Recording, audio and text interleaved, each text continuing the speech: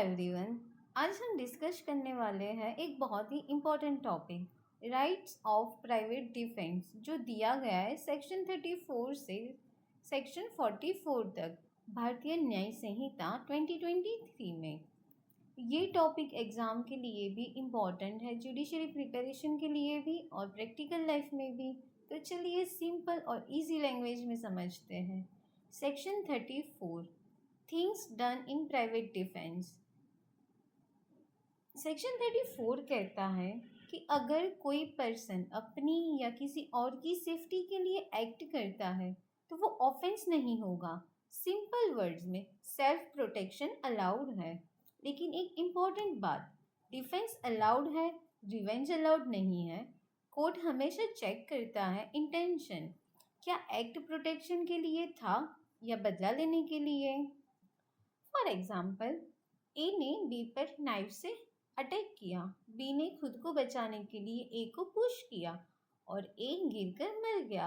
अगर push necessary था तो बी गिल्टी नहीं होगा।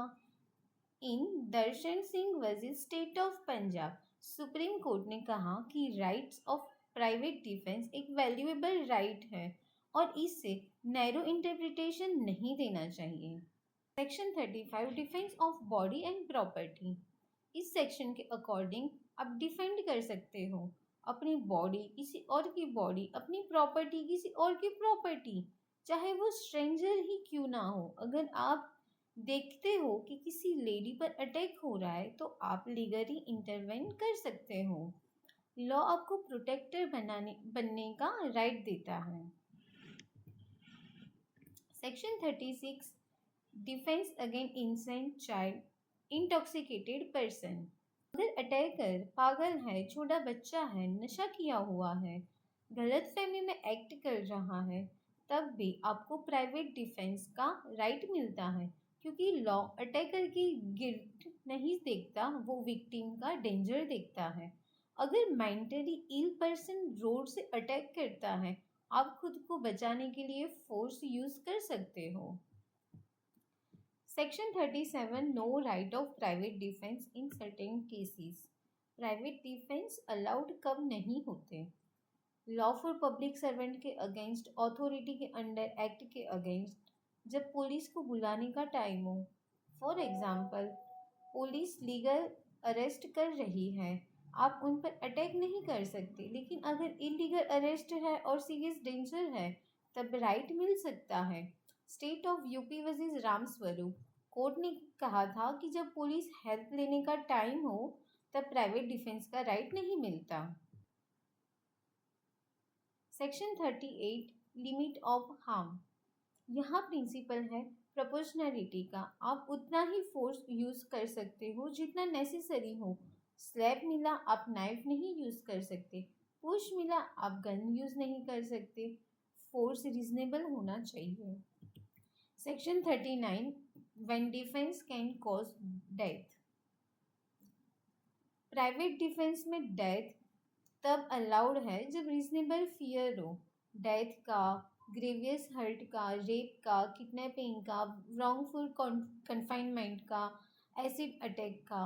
यहाँ लॉ विक्टिम की लाइफ को प्रायोरिटी देता है। Yogendra Morarji versus State of Gujarat, supreme Court ने बोला था कि अगर रीजनेबल फियर ऑफ डेथ हो तो किलिंग जस्टिफाइड हो सकती है। Section 14, when death not allowed. अगर ऑफेंस सीरियस नहीं है तो डेथ कॉज नहीं मिल सकते। सिंपल फाइट या माइनर बीटिंग में किलिंग अलाउड नहीं है, सिर्फ नेसेसरी हार्म अलाउड है। Section 41, defence of property causing death. Property के केस में डेथ अलाउड है सिर्फ सीरियस क्राइम में, like robbery, night house breaking, घर में आग लगना, ऐसी थेफ्ट जिसमें डेथ का फियर हो।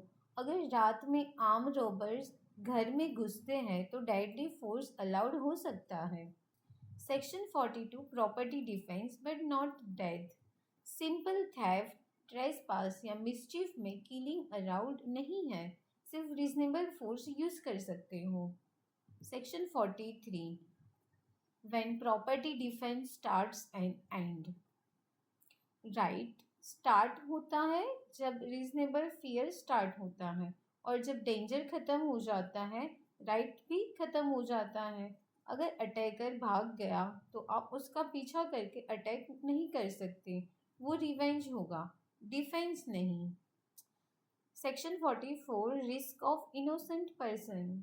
कभी कभी डिफेंस करते वक्त इनोसेंट पर्सन को हार्म हो सकता है।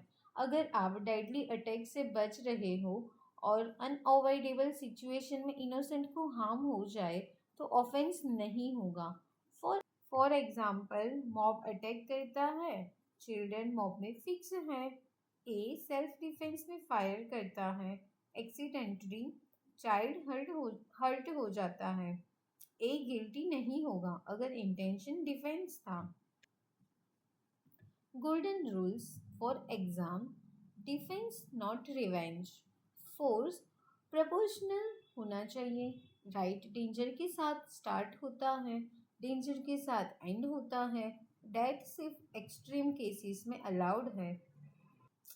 Right of private defence individual safety और सोशल ऑर्डर के बीच बैलेंस बनाता है। लॉ आपको पावर देता है खुद को बचाने की, लेकिन रिस्पॉन्सिबिलिटी के साथ। कोर्ट हमेशा देखेगा कि रिस्पॉन्सिबल फियर था, क्या फोर्स नेसेसरी था, क्या प्रोपोर्शनेट था। अगर आपको ये एक्सप्लेनेशन हेल्पफुल लगा हो तो लाइक, शेयर और सब्सक्राइब ज़रूर करें। कमेंट करके बताएं नेक्स्ट टॉपिक क्या चाहिए। Thank you so much for watching Law Pataka.